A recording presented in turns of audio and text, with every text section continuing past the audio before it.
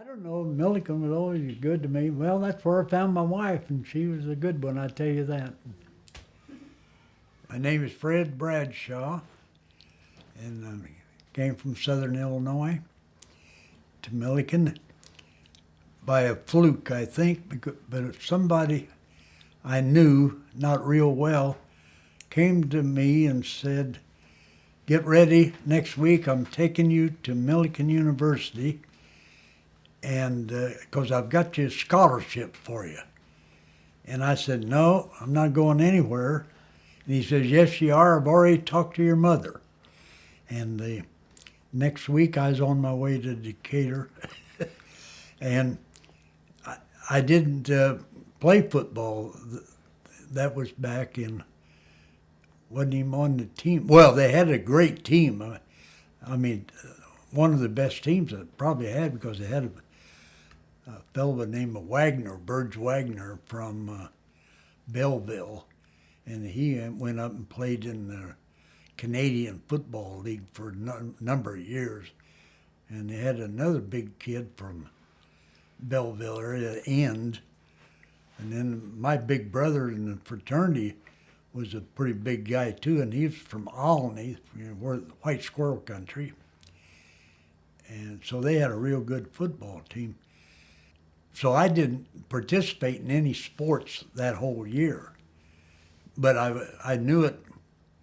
In December, I enlisted in the Marine Corps to go on active duty in July the 1st. So when the school year was over, I got a part-time job for 3 or 4 weeks from the time school was out till July the 1st.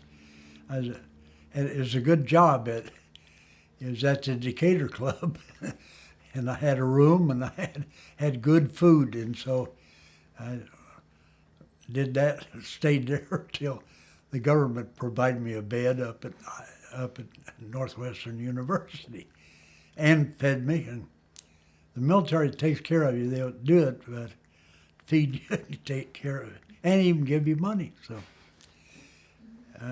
that was in 42, and the 42 and school year, the whole school year, 42, because I went in till active duty then July the 1st of 43. And then I'm in the Marine Corps, or I went to college, and I was in the Marine Corps until November then of 45. So then I come back to Millikin for the second semester of the 45-46 school year. And for the purpose of getting some courses that I needed to qualify for teaching in Illinois at that time. I needed educational courses because I'd started out as a major at Millikin in engineering, and then these other colleges I went to, I had mostly an engineering course. But by doing that, I took quite a few math courses, and I kind of was interested in history, and so I had enough to teach history, and so I had 2 courses, plus I could teach PE and health with that, so it helped you get a job,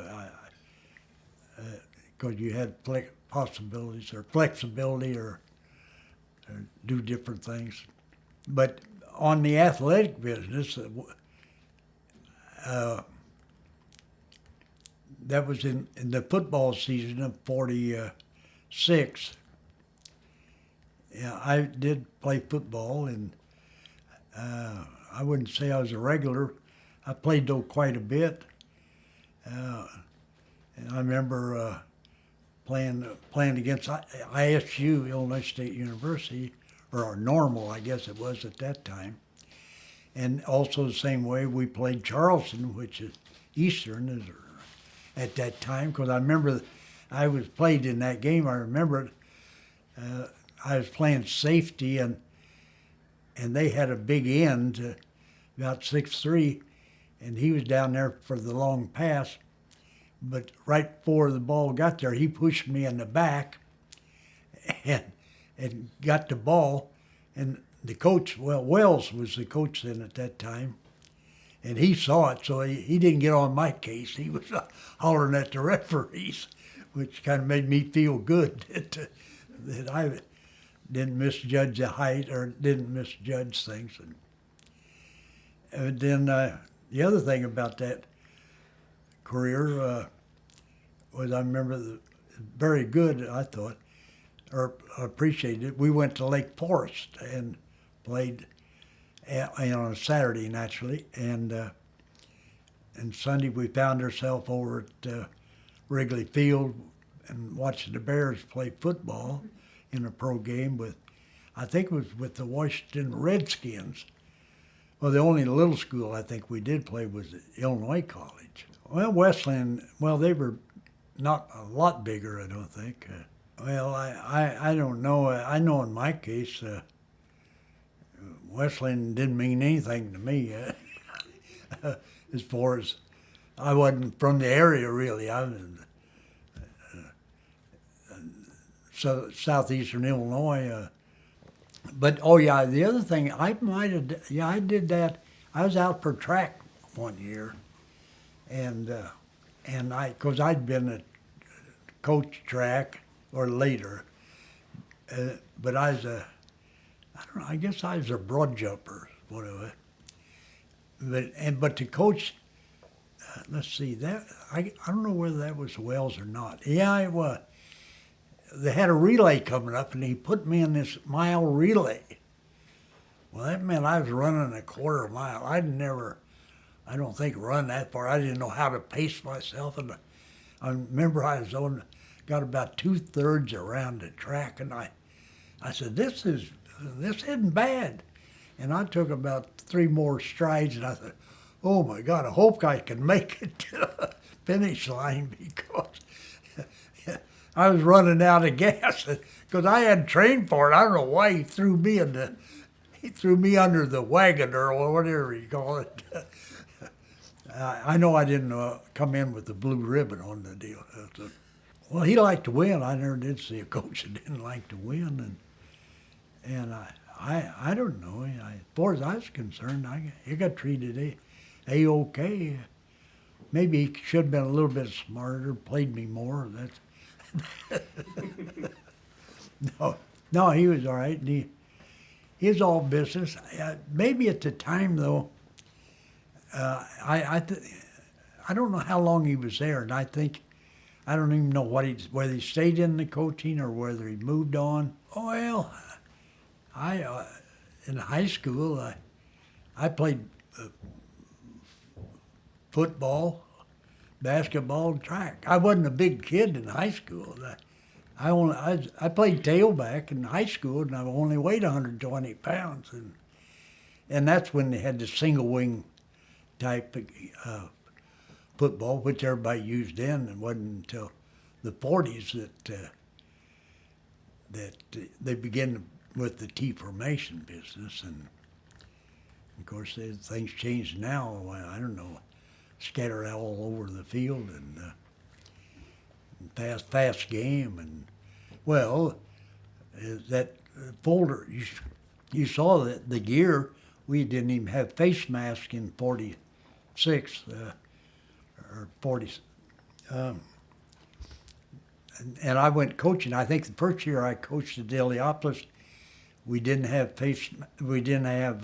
helmets with face masks, but the next year we didn't have. I don't know whether we had the face masks or not. We had the helmets. So with the hard helmets, and that was the 47 year, and so I think everybody else started at the same time. But the helmets weren't that good, and a lot of times you hit head on head, you'd crack them, and so then I think some of the producers of them got big lawyers naturally got after them, and so I think they began to have them done in Mexico, so that protect themselves from lawsuits. I think that's what happened to a degree. Well, in those days, things were kind of tough. You didn't have the luxury of sitting in air-conditioned room watching television and playing a game or drinking good stuff. You're lucky to have good water that didn't come out of a well, maybe, and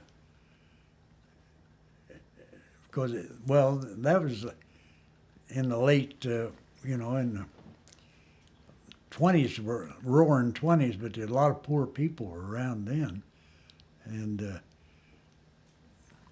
everybody's poor, so it didn't make a lot of difference. But you entertain yourself. That's what you did. You wasn't like, that's what everybody did. And you got out of the house because the house was too hot. Made sense. You'd be outside more. Well, it was a fall sport. If you didn't do it, you didn't do any sports if you didn't go football. Yeah, they didn't have tennis or golf or soccer or something like that. You didn't have options like that. It was either football or not. Well, I don't know. I don't think I had any. I don't know. At that stage, I wasn't even thinking about going to college. I wasn't even thinking about making a career of it. I coached Deliopolis for 2 years, and then 10 years. Let's see. Almost 2 years at Auburn, and then I left in March of the second year. I got go to Quantico and then to Korea. And then that next year I lost all of it. And then I came back and I was at Auburn for 3 years. And then I go to Westfield, New Jersey for 2 years. And then I come back to Auburn for 5 more years of coaching. So I was a coach at Auburn for 10 and 2 at Deliopolis, 2 in New Jersey. And then I became the high school principal. I was a high school principal for 2 years. Worst job I ever had, I think. Tough, you couldn't hide from anybody, the students or the faculty or the board or the superintendent or just everybody was after you. Well, yeah, I don't know. I lasted longer as a principal than as I did as a superintendent. 1 year of that, and I go and get the idea, I think I'll go get a doctor's degree. And then I went to work for, the last 18 years, I guess, I was working with the State Department of Education. Well, I was kind of surprised. That was fairly early, but I knew they were going to do what they did. They start that out, and it's pretty hard to get into it at first. And now I've followed a little bit, not closely, but now you've got assistant coaches that coach 20 years, and they get in there. Or guys that had losing records even get in. Anybody gets in there, maybe if they pay their dues, that's it, or something like that.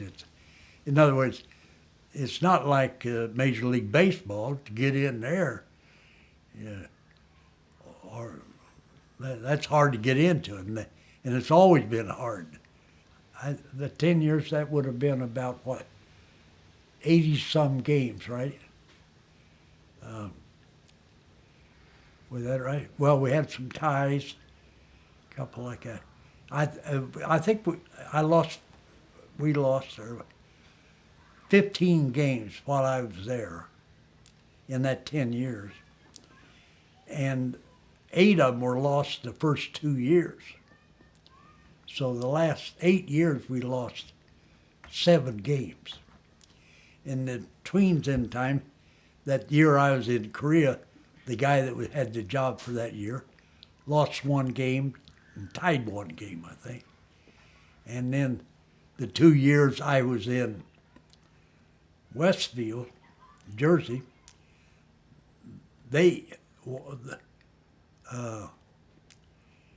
they each lost one game. And then the year after I retired, the guy was undefeated. Well, that's one of the reasons I retired, because I knew they had this, most of the club back, and we'd lost. Well, we missed being a undefeated team by one play in that year. In the year I got the same bunch back, so I knew a year ahead of time why didn't just go out there and jump. I wasn't. My ego didn't need to. So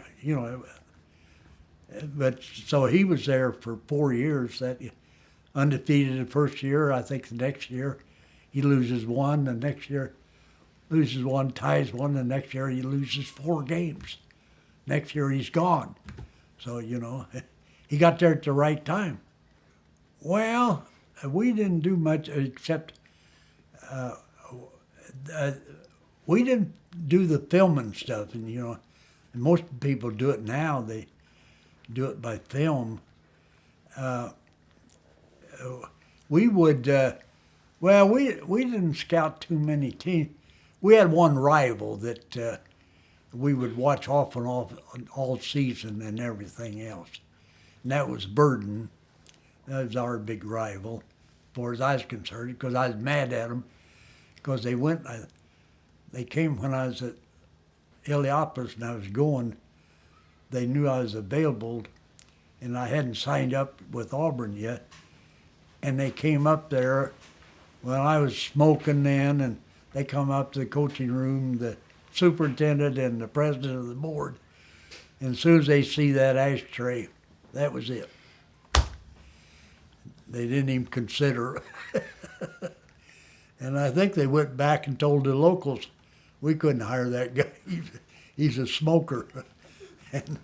And they were sorry they said that, I think, later, because it gave us great delight. The first 2 years, they beat us. And the next 8 games, 8 years that I coached, we beat them 7 out of 8. And the 1 year they did beat us, they were undefeated, untied, and they said unscored on, except we scored a touchdown against them, but they said it was we cheated them or something on their field. We cheated them on their field, or the referees cheated them or something. They wanted it perfect, but they didn't get it, and we were the ones that was able to score a TD, which they gripes them about it yet. The first year, we were playing a team the next week, and we didn't have anybody who would know. And she did get some stuff, but I said she got to be crazy, but she wasn't crazy. They played the T formation, I think, and they'd rotate the guys playing different positions on every play. I don't know, they never ran the same formation all the time, so it's hard to do anything. I don't know. In that game, though, I think we did get beat by 1 point. That was one of those games of that bad. What did I say? We lost 15 games? No, how many? No, nine games. 9 games was it? Or 8 games? 6? No, 3 and. No, we lost eight of the 15 games. Yeah, the first 2 years, and that was one of them. Was that 1-pointer? And then they'd have other races. Well, one race they ran one year was anybody wanted to, could. And I don't know, there's 20 or 30 people in this race on the main street of town.